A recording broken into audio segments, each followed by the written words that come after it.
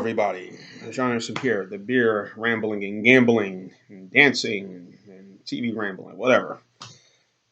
Hi. Anyhow, looking at Miller Fortune. It came introduced in 2014, 6.9% or 7% ABV. Um, this is Miller's attempt to get into the beer, the club scene, the young, trendy, hip guy. Um, so far, there was a lot of promotion for this beer. Mark Strong, of course, played the villain in the first Sherlock Holmes movie with Robert Downey Jr. and Jude Law. He was in the film. He played the villain. Of course, he's done a bunch of other films over the years. A British actor. He's the man, the suit, drinking the rock glass, but I'm drinking it in this glass here. Hops, hop extract, barley malt, corn syrup, water is the base of this beer. Some say it's a malt liquor or extra strong lager. Others say it's just a sort of an amber red style beer. So red lager. So trying the beer right now. You smell some of that barley malt, so some of that sugar. Not bad. Very strong. Sweetness, corn syrupy. 7%. Well, let's try.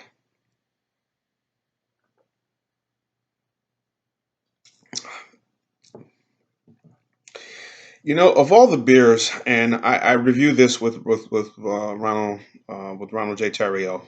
Um, all the ones that have been out, Bud Light Platinum, this one, they all came out around the same time. Platinum, this beer, Budweiser Black Crown.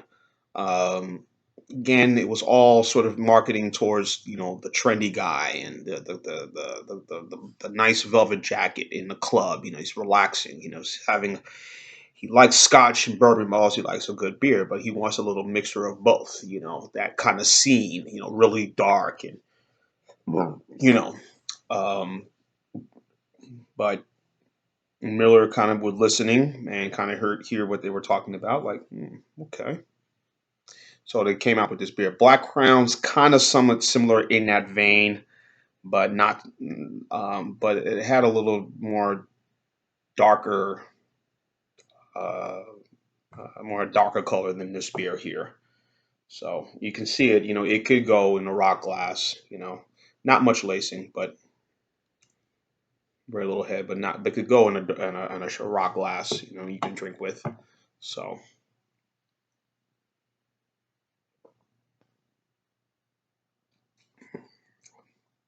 very smooth. Um, Spirited Golden Lager, as it says on the side. I got this can in Mississippi. In Moss Point, I paid about $1.32 for the can plus tax, so it came at like $1.73. And beers in Mississippi are pretty cheap compared to my wonderful state of Alabama, where this beer has slowly. I mean, it's still on some of the shelves. Go to the gas station, convenience store. You'll see a few of them. The few in my area, you'll see it. I think this beer will go for about maybe $1.89 for the 16-ounce can. Yeah, $1.89 and coming to around $2. Of course, still selling 6 packs. They still sell it in bottles and 12-pack bottles. Some of the stores. Um, Big promotion for this beer when it came out. A lot of hype, but slowly the beer has started to slowly leave the shelves. Like I said, some places I see it, others I don't. Um, I think this beer um, is starting to slowly go away, but I think by its texture and its appearance and the way it's going down, and it's pretty good to me so far. Um, I wonder if Miller's going to put it in the same category of some of their other high gravity lagers, or malt liquors. You want to say that.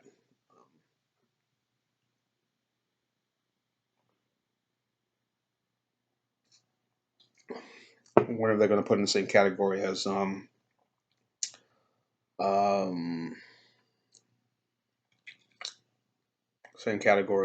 maybe Ice House Edge, Old English High Gravity, all their high gravity lagers. Mickey's, which I consider a lager, but fine malt liquor, but or within Mickey's Ice, um, which is I think 5.9% or 6%, I believe Mickey's Ice is. But you got this beer, Steel, and triple export, still the triple export, which is the same beer. Maybe I think it's different, but some say it's the same. Um,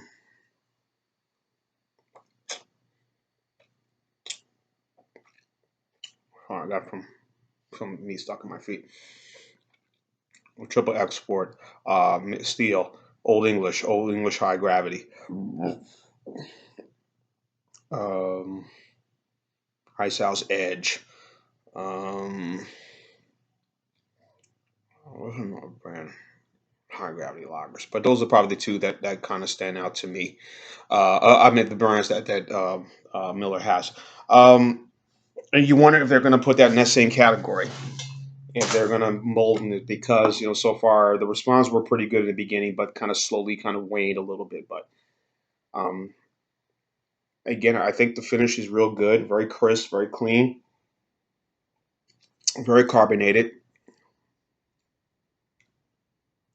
There's a little hint like you're sipping on something like a bourbon, but obviously it's not, but a little hint of it, a small hint, not much, but a small.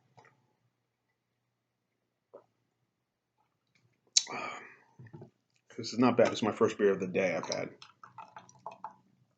So,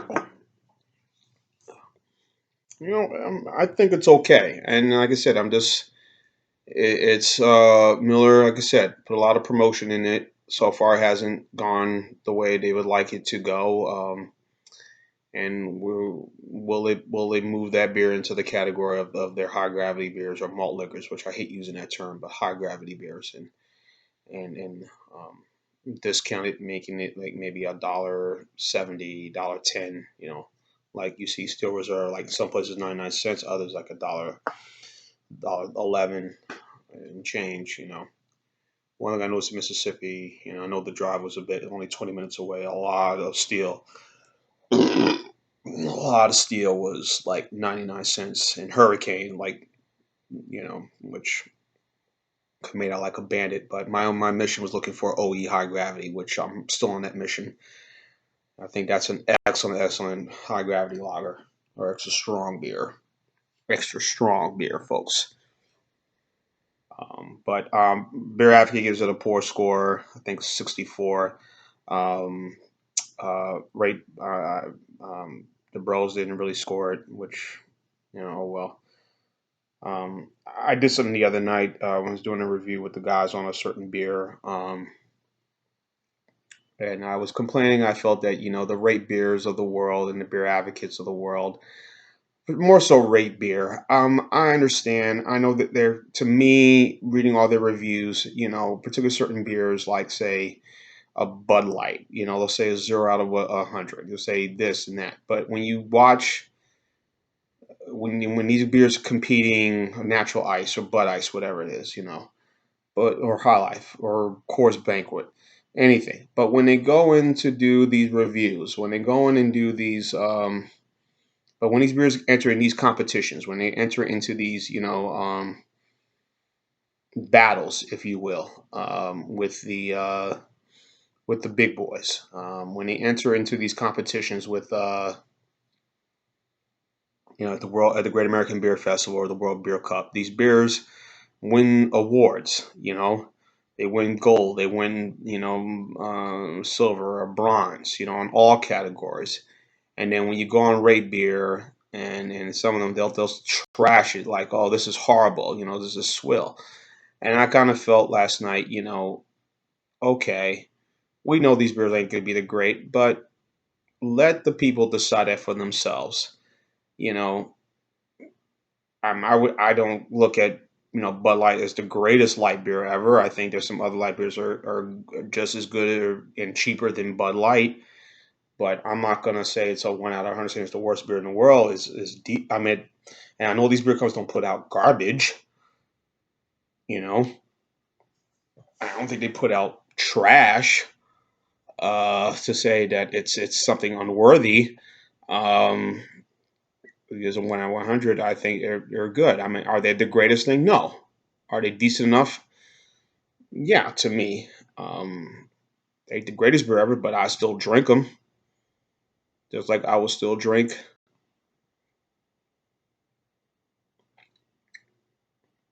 It's like I will still drink. I'll still drink Steel Reserve. I'll still drink Hurricane. Is it? They're good lagers. Are they the greatest thing in the world? No, but they're good to me. And I think that's what we need. We need people on there who are going to say, "Oh, this is good. This is good. That's good. This is good. This is good."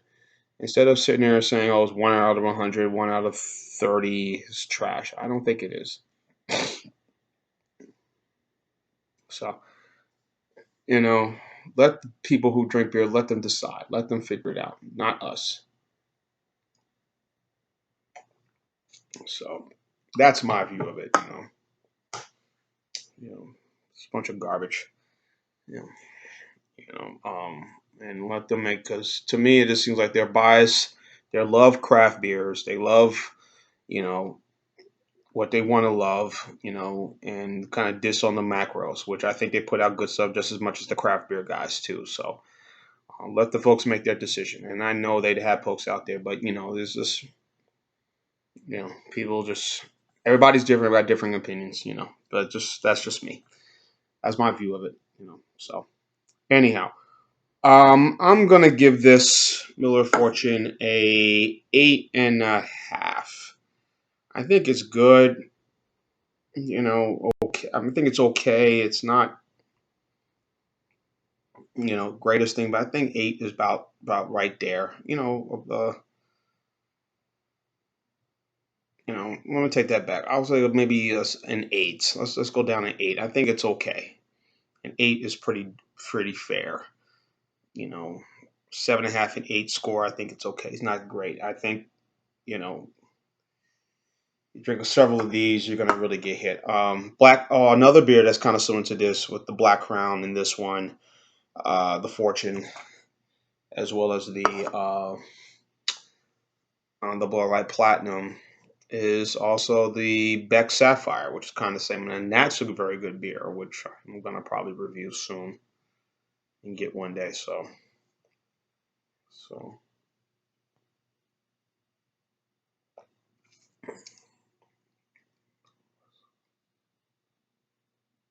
one personal color. So, but anyhow, yeah, about 8 would be fair. I'm not gonna diss it. 8 is a good score for this beer, and I'll leave it right there. Sean Anderson Pierre. I'm going on and on. Leave your comments on the bottom if you had Miller Fortune, Space or Spades, and leave your comments. Trying to keep watching, and as always, cheers.